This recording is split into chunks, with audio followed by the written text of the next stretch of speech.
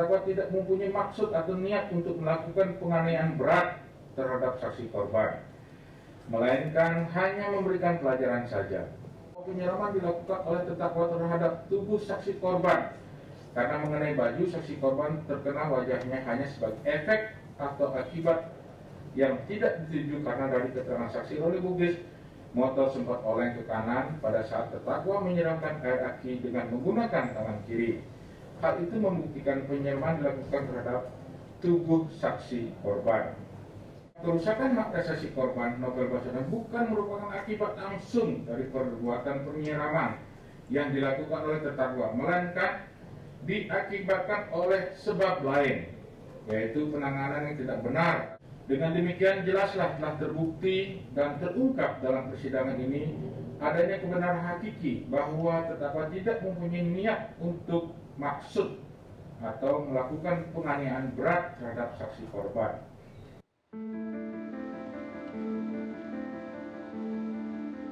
Ya, itu tadi cuplikan pembelaan tim kuasa hukum terdakwa yang disampaikan beberapa hari yang lalu dalam sidang kasus penyiraman air keras terhadap Novel Baswedan, dan Novel Baswedan hadir di Mata Najwa malam hari ini. Pledoinya seperti itu, terdakwa tidak sengaja menyiram badan karena motornya oleng, makanya kemudian terkena baju dan terciprat ke muka, airnya air aki, dan tidak ada niat untuk menyerang karena sebetulnya tidak ada niat untuk secara sengaja, jadi tidak sengaja begitu terkena muka. Plus juga tadi disebutkan luka di mata itu karena penanganan yang tidak tepat. Jadi bukan karena penyiraman air yang disebut air aki. Saya ingin minta tanggapan Anda soal hal-hal ini, Bang Novel. Ya, memang saya mendengar lah, walaupun saya memang tidak tertarik untuk mendengarkan langsung waktu pledoi dan jalannya persidangan. Begini, kalau terkait dengan dikatakan bahwa tidak sengaja, terus dikatakan bahwa tersiram atau apapun yang dikatakan, jelas pledoi ini kan bisa-bisa saja lah pembelaan yang dilakukan oleh kuasa hukum terdakwa. Dan saya tidak melihat ada satupun bukti yang menguatkan soal itu kecuali keterangan terdakwa. Jadi saya kira saya tidak bisa komentarin lebih jauh soal itu. Tetapi kalau terkait dengan luka beratnya yang dikatakan bahwa itu karena salah penanganan, yang dimaksud yang mana? Apakah kata-kata dari kuasa hukum terdakwa ini berbasis dari ilmu pengetahuan? Karena yang menangani saya di Indonesia terlepas dari segala kelebihan dan kekurangannya itu manusiawi.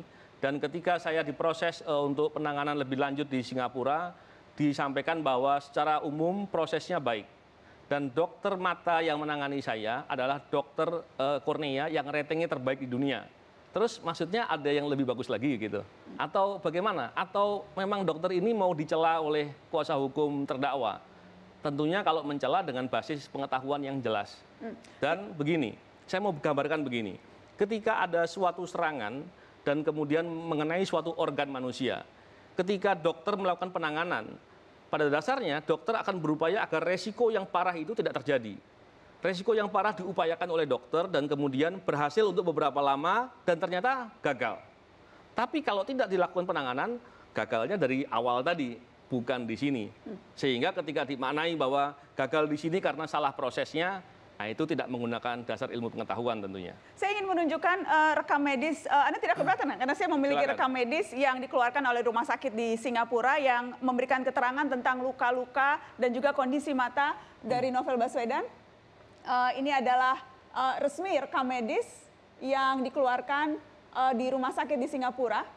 Itu terpampang di sana bagaimana kondisinya. Karena seperti ini Bang Novel, ada kemudian suara-suara yang menyebut, wah kalau disiram air keras, seharusnya wajahnya juga ada luka bakar. Dan kemudian itu kita lihat muncul di perbincangan di media sosial yang mempertanyakan, kenapa hanya matanya, sementara kulitnya tidak terbakar dan sebagainya. Adakah tanggapan soal itu? Begini, ketika saya pertama kali disiram air keras, penanganan pertama adalah saya siram dengan diguyur air sampai lama. Terus kemudian di rumah sakit di daerah Kelapa Gading, saya ditangani dengan fokus luka bakar. Dengan saya dibius total, dibawa ke ruang operasi dan dilakukan penanganan yang khusus dengan disiram air murni dan lain-lain. Saya tidak melihat tapi saya diceritain. Dan setelah itu diberikan kasa basah di wajah saya agar sel-selnya tidak mati. Setelah saya dibawa ke Singapura, selain pengobatan mata, fokusnya adalah diobati untuk luka bakar. di Singapura General Hospital. Saya ditempatkan sekitar 1 minggu di unit luka bakar, burn center. Di sana saya ditangani oleh dokter ahli luka bakar dan rekonstruksi wajah. Tapi karena lukanya luka permukaan, luka bakarnya luka permukaan, maka dokter rekonstruksi wajah tidak melakukan tugasnya. Tapi dokter ahli luka bakar melakukan tugasnya. Saya kira penanganannya sudah sedemikian bagus dan alhamdulillah kembali. Apakah berarti kalau kembali sembuh berarti tidak pernah sakit? Sama seperti tangan saya, pernah kena gergaji dan hampir putus. Tapi kemudian kalau dilihat sekarang orang nggak tahu kalau dikiranya dulu pernah gergaji.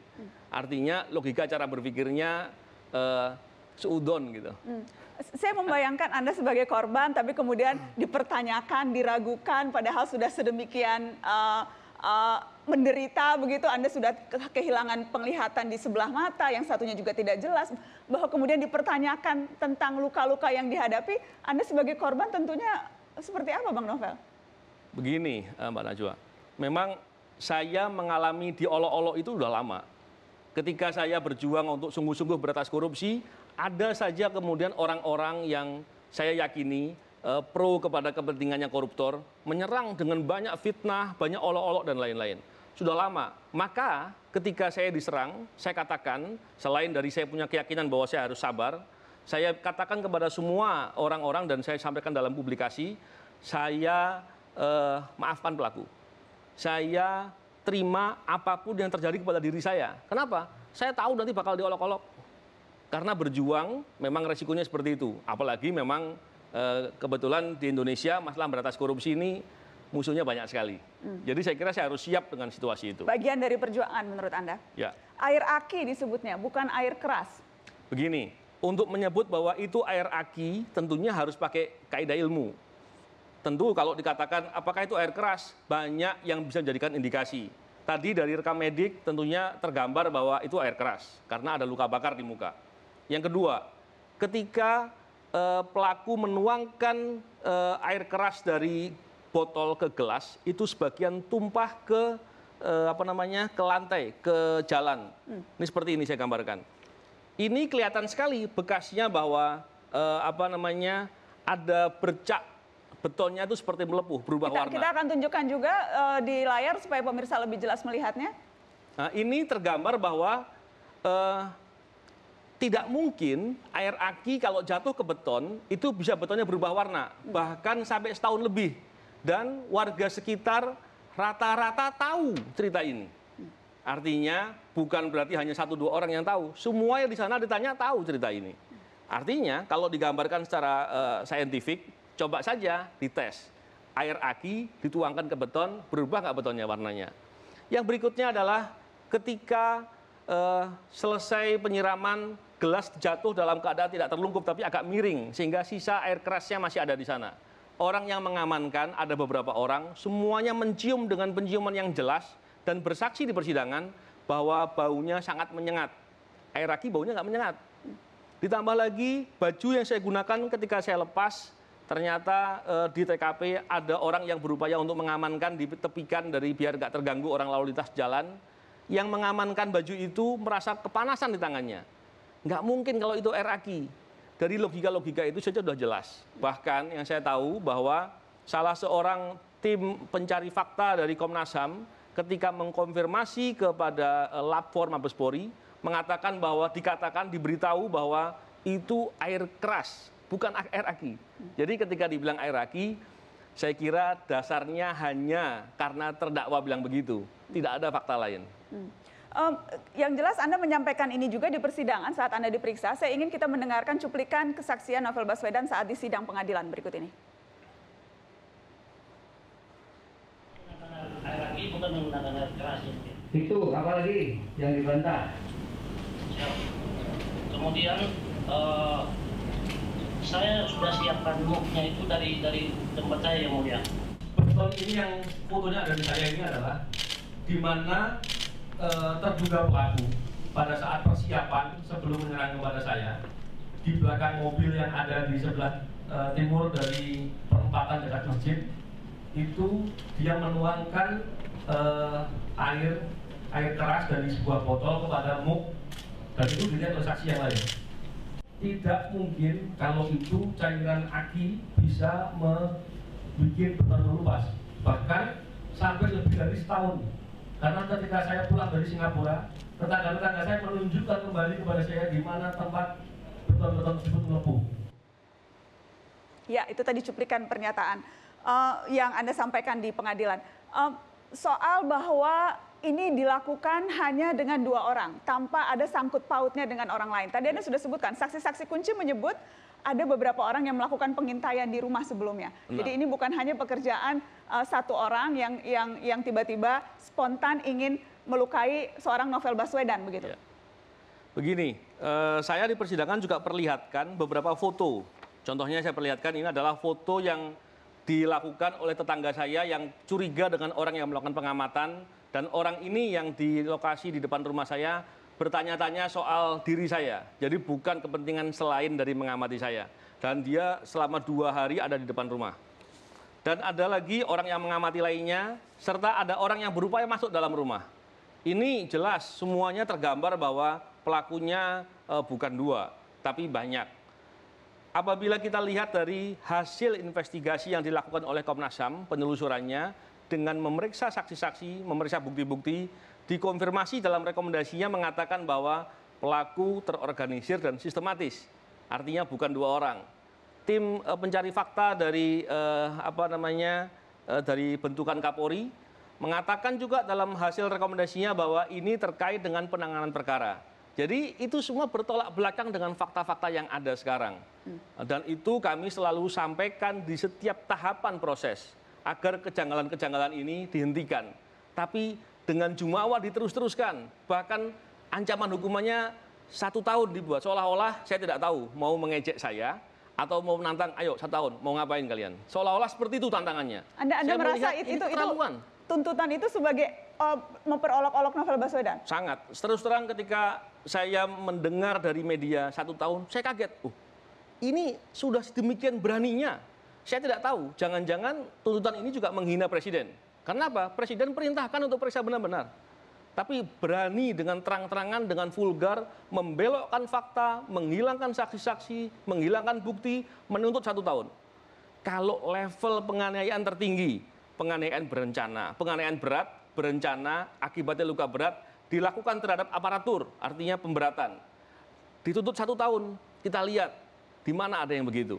Bahkan saya sendiri sampai merasa malu ketika saya bertemu dengan agen-agen anti korupsi negara-negara lain, seolah-olah di Indonesia benar-benar tidak ada perlindungan terkait dengan hal itu. Apa yang terjadi? Menurut Anda bagaimana kemudian sampai berbagai kejanggalan ini dipertontonkan sedemikian rupa di muka persidangan, dilihat oleh seluruh publik begitu, tapi rasanya dilakukannya dengan santai saja. Kenapa itu menurut Anda? Ini yang saya dari awal heran. Kenapa kok proses dari awal penyidikan, penuntutan berani dengan terang-terangan begitu? Saya khawatir mungkin dianggapnya presiden tidak menunjukkan sikap yang jelas. Mungkin, saya kira begitu. Atau mereka merasa berani berbuat begitu karena ada backing atau dibela sama atasannya. Saya tidak tahu. Kenapa bisa sampai seberani itu? Saya kira itu mengganggu sekali. Dan saya dalam beberapa penyampaian saya bilang ini sudah menginjak-injak nilai keadilan dan menunjukkan sesuatu yang keterlaluan. Kita akan lanjutkan setelah pariwara karena kemudian saya juga ingin tanya soal motif yang kemudian disebutkan dilakukan terhadap mengapa kemudian melakukan penyiraman terhadap Anda, karena didorong oleh rasa benci pelaku kepada korban, menilai saksi korban Novel Baswedan kacang lupa akan kulitnya. Dan juga menyebut-nyebut kasus yang terjadi ketika Anda masih menjadi polisi tahun 2004, kasus burung walet. Kita akan bahas itu setelah pariwara, tetap di Mata Najwa.